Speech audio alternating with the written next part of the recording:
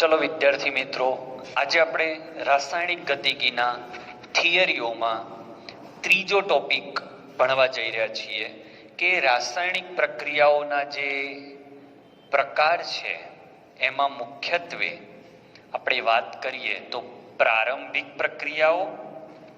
મજા આવશે આજના લેક્ચરમાં, બહુ કોન્સેપ્ચ્યુઅલ લેક્ચર છે. પ્રારંભિક પ્રક્રિયાઓ છે, ઓકે, અને બીજો પ્રકાર છે જટિલ પ્રક્રિયાઓ. જટિલ પ્રક્રિયાઓ તો સમજીએ આ બે વચ્ચે શું ડિફરન્સ છે. પ્રારંભિક પ્રક્રિયાઓ એટલે એલિમેન્ટરી રિએક્શન, એવી પ્રક્રિયાઓ જે માત્ર એક જ તબક્કામાં પૂરી થઈ જાય, એક જ તબક્કામાં પૂર્ણ થાય. એટલે આવી પ્રક્રિયાઓના વેગ સરળતાથી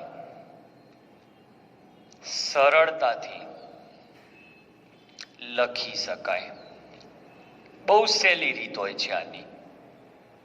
ઓકે, એક જ તબક્કામાં. મેં ગયા લેક્ચરમાં તમે જોયું હતું પહેલી રિએક્શન શું હતી, તમે ચોપડામાં લખ્યું હોય તો કાઢીને જોજો.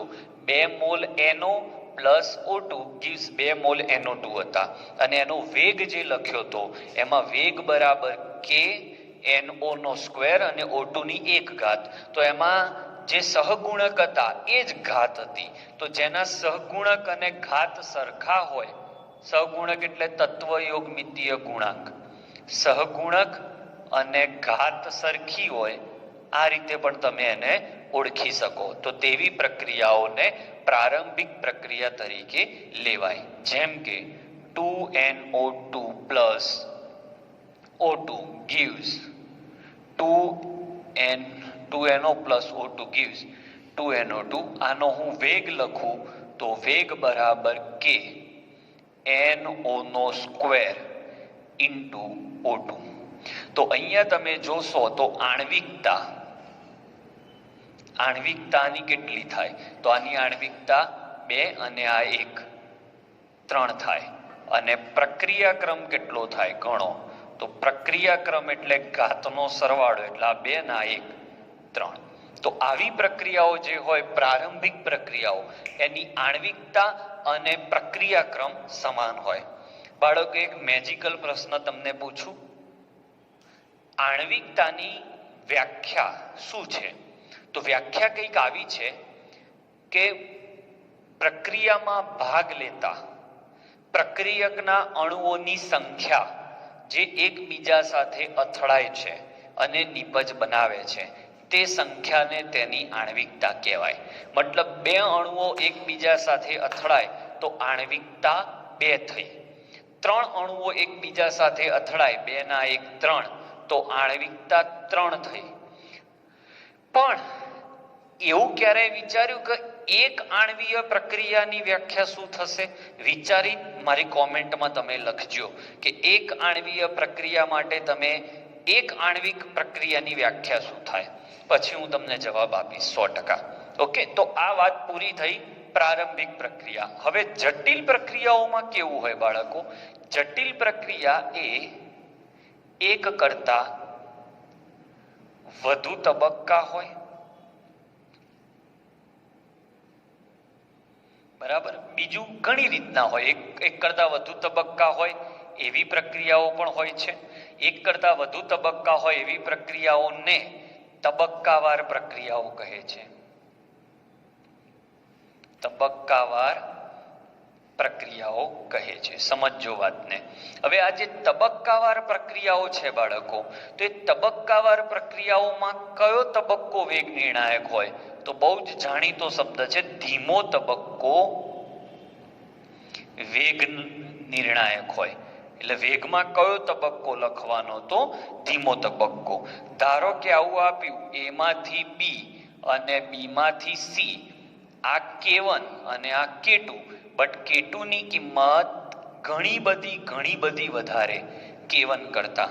એનો મતલબ બીજો તબક્કો ખૂબ જ ઝડપી અને આ ધીમો. તો જ્યારે વેગ લખાય ત્યારે આ રીતે લખાય, વેગ બરાબર k1 ઇન્ટુ a. આને ધ્યાનમાં લેવાતું નથી, કારણ કે આ તો બહુ સ્પીડમાં રિએક્શન થાય છે, એટલે આમાં અભ્યાસ કરવાનો કોઈ મતલબ રહેતો નથી. જેમ કે આનું એક ઉદાહરણ લો કે ઇથેનનું દહન કરું, તો ઇથેનનું દહન કરું પહેલી વારમાં તો તમને આલ્કોહોલ મળે, પછી એનું આગળ ને આગળ ઓક્સિડેશન થતું જાય, અહીંયા આલ્કોહોલ મળે. આલ્કોહોલનું આગળ ઓક્સિડેશન કરું તો આલ્ડીહાઇડ મળે. આલ્ડીહાઇડનું આગળ ઓક્સિડેશન કરું તો કાર્બોક્સિલિક એસિડ મળે. તો આ તબક્કાવાર પ્રક્રિયા થઈ. આમાંથી જે તબક્કો ધીમો હોય એ વેગ નિર્ણાયક તબક્કો હોય. એટલે આવી પ્રક્રિયાઓના વેગમાં શું જોવામાં આવે છે? ધીમો તબક્કો. તો જટિલ પ્રક્રિયાઓની પ્રક્રિયાનો પ્રકાર નંબર 1 તબક્કાવાર પ્રક્રિયાઓ કે જે એક કરતા વધુ તબક્કામાં થાય છે. ઓકે, આટલાનો સ્ક્રીનશોટ લઈ લો, પછી બીજો પ્રકાર શીખવાડું છું. ચલો બાળકો, જટિલ પ્રક્રિયાઓનો પ્રકાર નંબર 2 પ્રતિવર્તી પ્રક્રિયાઓ. પ્રતિવર્તી પ્રક્રિયાઓ મતલબ પાછી આવતી પ્રક્રિયા. જેમ કે A માંથી આ બાજુ જવાનો B માં, એનો વેગ k1 અને B માંથી પાછા આવવાનો વેગ k2. ઓકે, તો આવી પ્રક્રિયાઓનો વેગ કેવી રીતે લખાય? સમજો કે મારે A માટે લખવો છે અથવા B માટે, તો B માટે dB બાય dt બરાબર, હવે B કેવી રીતે બને? તો k1 ગુણ્યા A. એ એની તરફ આવે છે, એની તરફ આવે, એની આગળ પ્લસ, અને એમાંથી દૂર થતું હોય એ ભાગ માઇનસ, તો k2 ઇન્ટુ B. સમજો વાતને. A માંથી B બને છે, તો B બનવાનો વેગ કેટલો? તો આ બાજુ આવવાનો વેગ સમજી લો કે 50, આમથી આમ 50 મોલ બનતા હોય, પણ એ 50 મોલમાંથી આમથી આમ 45 મોલ પાછા જતા હોય, તો B બનવાનો વેગ કેટલો? તો આમ આવવાનો 50, આમ જવાનો 45, એટલે કામમાં કેટલો આવ્યો? 5 જ. તો પ્રતિવર્તી પ્રક્રિયાઓ હોય એમાં આ રીતે જોવાનું. આ જ વસ્તુ A માટે હોય તો કેવી રીતે? તો k2b માઇનસ k1a, કારણ કે k2b પાછા એની તરફ આવે છે, એની તરફ આવે એ પ્લસ, એનાથી દૂર જાય એ માઇનસ.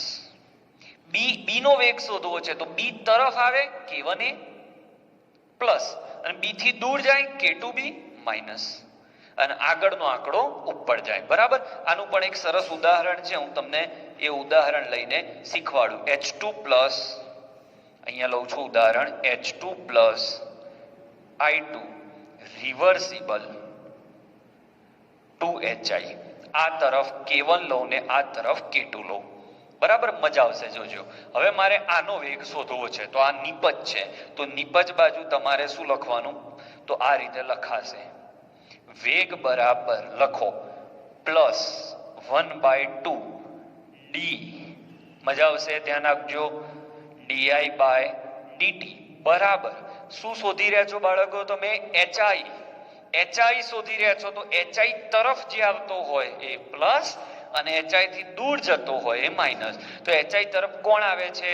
k1 આવે છે, અને ગુણાકારમાં H2 છે, એની સહગુણક 1 છે, એટલે ઘાત 1 આવશે, ઇન્ટુ I2 ની 1 ઘાત, એની તરફ આવે છે એ પ્લસ, એનાથી દૂર જાય છે એ માઇનસ.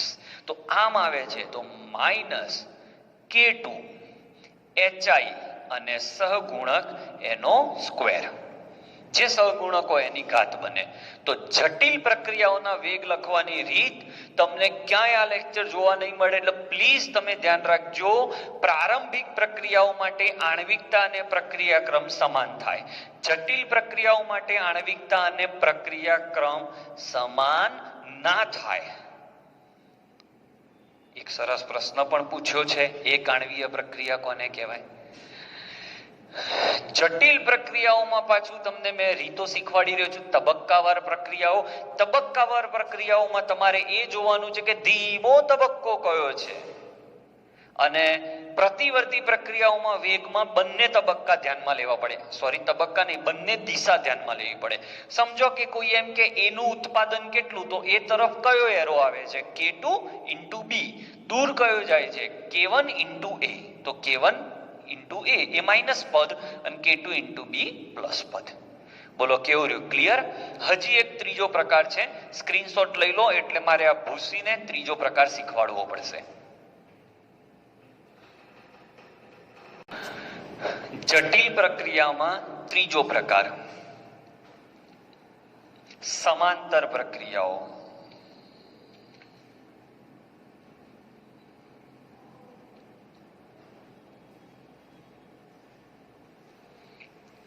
સમાંતર પ્રક્રિયાઓ કેવી રીતે? તો સમાંતર પ્રક્રિયાઓમાં શું હોય? એક જ પ્રક્રિયકમાંથી એક જ સમયે બે અલગ અલગ નિપજો મળતી હોય. ધારી લો અહીંયા B1 મળે છે K1 જેટલા અચળાંકથી અને C મળે છે K2 જેટલા વેગ અચળાંકથી. તો આ સમાંતર પ્રક્રિયા થઈ. જેમ કે તમે ફિનોલ છે, આ ફિનોલ છે બાળકો, એનું તમે નાઇટ્રેશન કરો તો બે વસ્તુ મળે. ઓર્થો નાઇટ્રોફિનોલે મળે. મજા આવશે, જોજો બાળકો. તમને વિડીયો ગમે તો લાઈક, શેર અને સબસ્ક્રાઇબ ના કરતા ચાલશે, પણ 2 વાર જોજો વિડીયો. કોઈ લાઈક, શેર, સબસ્ક્રાઇબની કોઈ જરૂર નથી મારે.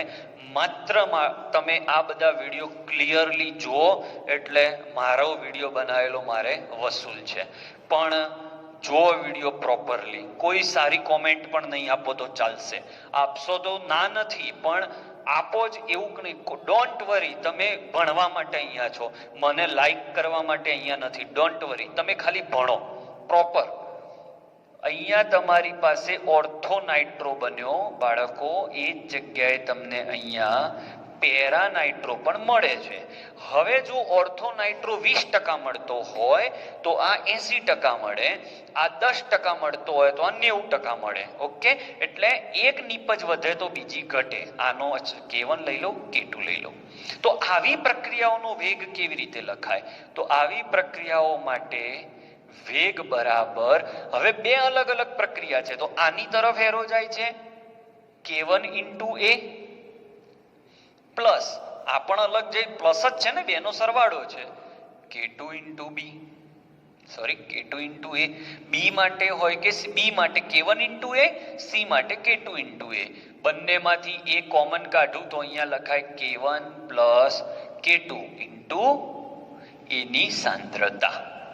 ક્લિયર? હવે તમને એમ કે આવી પ્રક્રિયાઓમાં B નિપજ કેટલા ટકા મળશે? તો B નો વેગ અચળાંક બોલો બોલો, K1. કુલ વેગ અચળાંક K1 + K2. બરાબર, આ રીતે મળે, K1 / K1 + K2. સમજો કે C ની ટકાવારી કીધી, હું MCQ તો ચલાવવાનો જ છું, અત્યારે તો તમને ક્લિયર કરાવું. C ની ટકાવારી કીધી તો K2 K1 + K2. ટકામાં શોધવું છે એટલે અહીંયા પણ ગુણ્યા 100 કરીશું, અહીંયા પણ ગુણ્યા 100 કરીશું. તો બાળકો, તમને આજે મેં જબરજસ્ત પોઈન્ટ શીખવાડ્યો છે. 3 પોઈન્ટ પૂરા થયા. પ્રક્રિયાઓના 2 પ્રકાર, સાદી એટલે કે પ્રારંભિક પ્રક્રિયાઓ અને જટિલ પ્રક્રિયાઓ. સાદી પ્રક્રિયાઓ એક જ તબક્કામાં પૂરી થાય. જટિલ પ્રક્રિયાઓ 3 રીતની હોય. તબક્કાવાર તો ધીમો તબક્કો જોવાનો, પ્રતિવર્તી તો એની તરફ આવતું પ્લસ, એનાથી દૂર જતું માઇનસ, અને સમાંતર તો બંનેનો સરવાળો. એમાં B ની ટકાવારી કેટલી, C ની ટકાવારી કેટલી. આનો વેગ અચળાંક વધારે હશે તો B ની ટકાવારી વધારે મળશે, આ વેગ અચળાંક વધારે હશે તો C ની ટકાવારી વધારે મળશે. તો આ સાથે પ્રક્રિયાઓના પ્રકાર, કેવી રીતે એનો વેગ લખવો, એની સાથે આપણે પૂરું કર્યું છે.